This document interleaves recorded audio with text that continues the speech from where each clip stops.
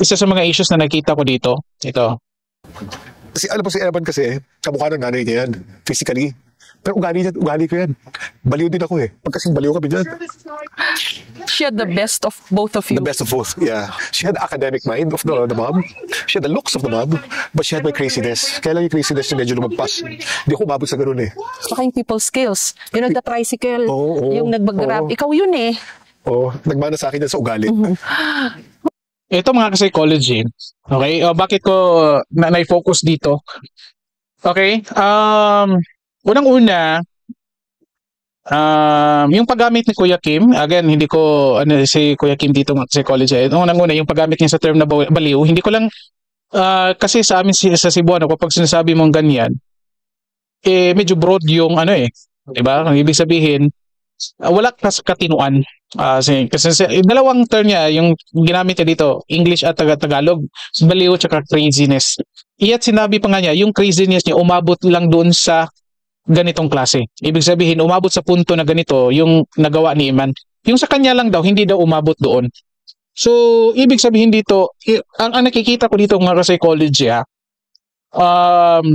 mukhang nagkakaroon si Kuya Kim mga psychology ng or parang delikado itong interpretasyon na ito kasi iisipin natin or iisipin ng ibang tao na mga taong nag-iisip ng gawin ang mga ganito ay yung mga babaliw or mga baliw or may sakit sa kaisipan. Okay? Huwag po nating isipin na ganyan. Okay?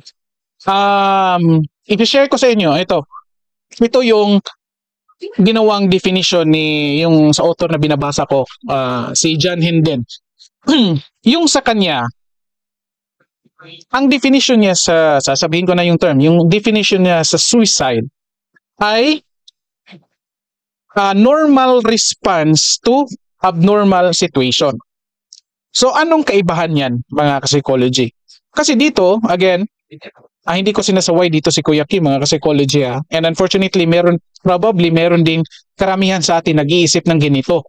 And in fact, sinasabi ko sa mga estudyante ko, pinupuno ko sila ng kapag ganito yung iniisip nila. Kasi lumalabas dito na kapag yung isang tao nag-iisip na gawin ito, iniisip natin na may problema sa kanilang pag-iisip. Yun na nga, sabi nga dito ni Kuya Kim, baliw din ako. Pareho kami, baliw. Umabot lang sa kanya sa action na ganito. Again, baguhin po natin yung ganyan. Iisipin po natin na yung tao may planong gagawin ito or gumagawa ng ganito, yung suicide. Kasi yan ay normal na response doon sa abnormal na sitwasyon. Bakit kailangan natin baguhin? At bakit yan yung isipin natin, yung suggestion ni John Hinden? Kasi mga ka-psychology, para po yung tao, iisipin nila na yung naiisip nila na ganito ay normal lang pala na iniisip ng mga tao. Ang abnormal ay yung pong sitwasyon, hindi yung tao, yung sitwasyon. Kasi mga ka-psychology, kung ito yung iisipin natin, yung mga tao na i-encourage po na mag-o-open up at hindi matatakot. Kasi kung ipapasok natin sa ating kaisipan na tayo ang nagiging hindi normal kasi iniisip natin ito, matatakot tayo na baka kung ano na ang iisipin ng ibang tao sa atin.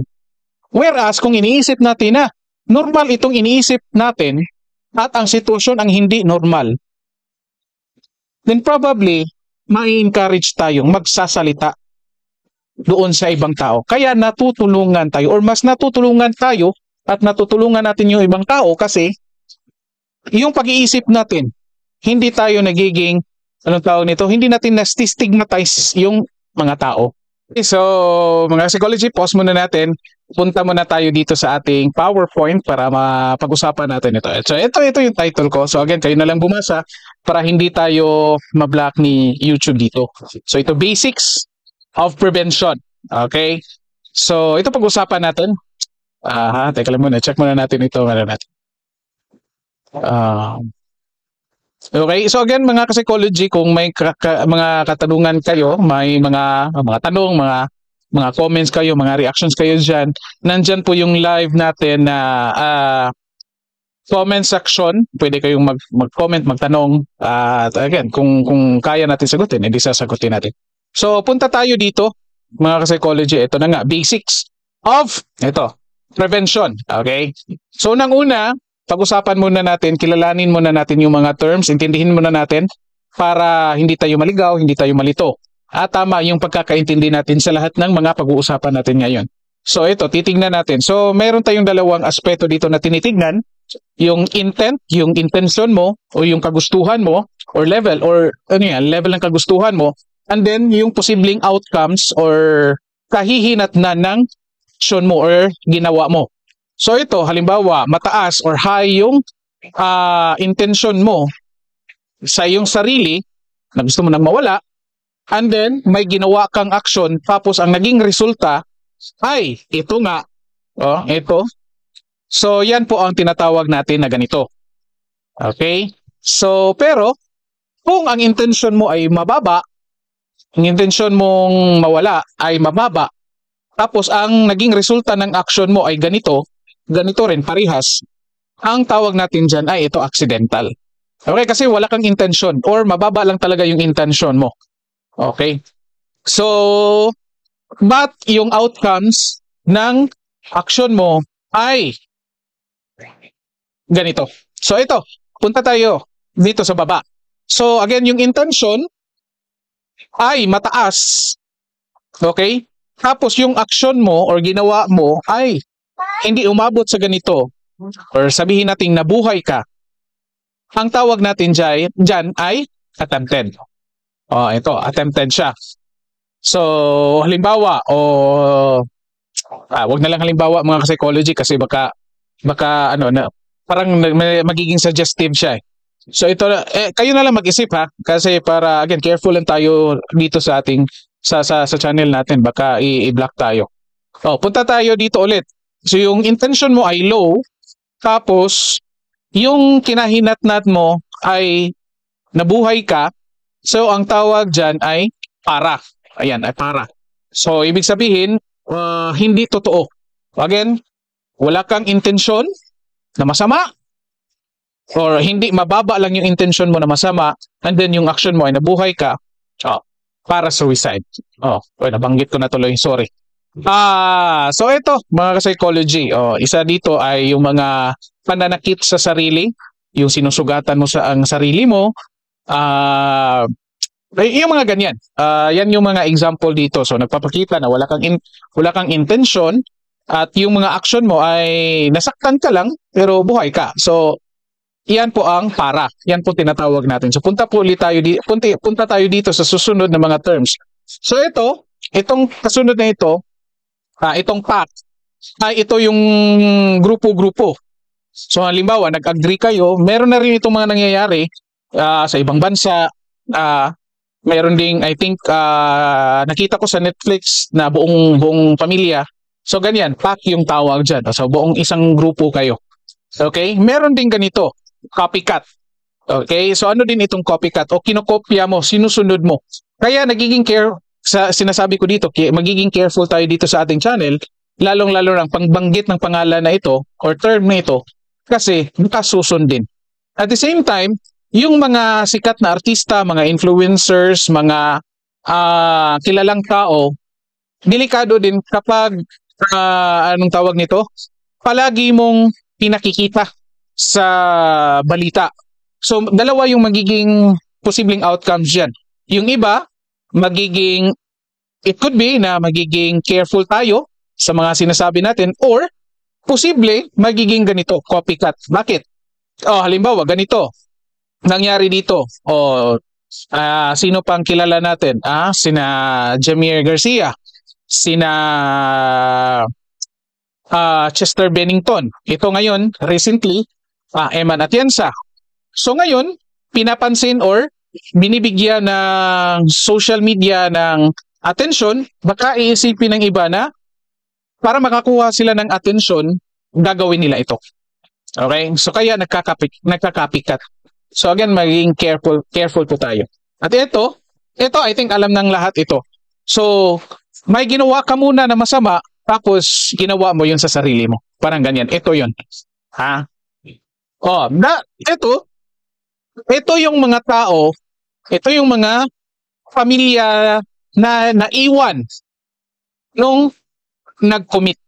Okay? O halimbawa, dito sa pinakita natin, yung Atienza family, ito yun sila. Sila yung survivors. Ha? So, hindi yung survivor, hindi yung may ginawa tapos nabuhay. Okay? Kasi attempted yung tawad natin doon. Yung survivors, sila yung pamilyang naiwan. Okay? Para magkaintindihan tayo dito. Okay? So punta tayo dito. Intindihin muna natin ito. Ano itong mental health? Okay? Kasi nga, last October mga ka-psychology, Mental Health Month. So maraming mga different activities, lalong-lalo na sa paaralan, tungkol dito sa mental health. Maraming mga organizations, and yet, still, until now, meron pa rin talagang mga nangyayaring hindi ka nais-nais sa isang tao. And unfortunately, based on my personal observation, nakikita ko na kung sino pa yung nag-a-advocacy ng mental health, nag-promote ng mental health, unconsciously, sila din yung nangunguna na ng babash, ng bubuli, naninira ng ibang tao through social media. Ha? Unfortunately, meron akong mga na-observe dyan. Hindi ko nila lahat. Okay? Again, kaya po nag-uusap tayo ng ganito para po maging careful po tayo sa ating mga ginagawa. Okay? So ano po itong mental health? So, ito po ang the adjustment of individuals to themselves and the world at large with a maximum effectiveness, satisfaction, cheerfulness, on socially considerate behavior, and the ability to face and accept the realities of life. Okay, so kung napapansin ninyo, nakabold po yung mga important words dito. So adjustment, themselves, world, ability to face, accept realities of life. So kahit lang, yan lang yung tatandaan ninyo, mga ka-psychology, maintindihan nyo na yung term na mental health. Kasi unfortunately, maraming taong nag-advocacy or nag-advocate ng mental health, yet when you ask them or tatanungin nyo sila, ano nga ba ang mental health? Unfortunately, nahihirapan silang mag-define. So kaya nag-define tayo ngayon. So again, kasi mga ka-psychology, sa ating pang-araw-araw na buhay, lahat tayo nakakaranas ng difficulties at stress. O pagising mo sa umaga, stress ka na kagad kasi haharapin mo naman ang panibagong araw. Trabaho, eskwela, bayarin, lahat. Haharapin mo naman yung mga kasama mo sa trabaho, yung mga klase mo nang bubuli sa'yo, yung amo mo or boss mo na palaging nagagalit. Iyan po ay, again, araw-araw na na-experience natin. Okay? So, iyan po ay galing sa mundo. Wala na po tayong magagawa dyan. Pero may magagawa tayo sa ating sarili. Kaya nga sinasabi dito, adjustment of individuals to themselves. So, tayo ang magdidesisyon dyan. Okay? Ito may karugtong siya with maximum effectiveness, satisfaction, cheerfulness, and socially considerate behavior, ability to face and accept realities of life. So, kaya nga yung iba, kung nahihirapan silang harapin yung boss nila, yung kaklase nila, so yung adjustment nila ay hindi pagpasok, hindi pagharap sa ganitong mga klaseng mga tao. Okay? So, parte lang din po yan ng adjustment ninyo. Kaya naiintindihan natin na, halimbawa, sa paaralan, yung ibang taong ayong pumasok, posible isa yan sa mga aksyon nila sa kanilang mga adjustment. Okay? Para maintindihan natin lahat. Okay? So, ito pa, ang definition. So, state of successful performance of mental function resulting in productive activities, fulfilling relationships with other people, and an ability to adapt to change and to cope with adversity. So, itong pangalawang definition, simple definition, broad, yet nagka-cover ng lahat. No? Ito nga, nakaspecify itong fulfilling relationships. Okay? So, state of successful performance of mental function. Okay, so dito mga ka-psychology, no? Again, simple lang. Again, yung mga nakabold na mga words, yan lang po yung tingnan ninyo para po matatandaan ninyo kung ano po itong mental health. Okay, so punta tayo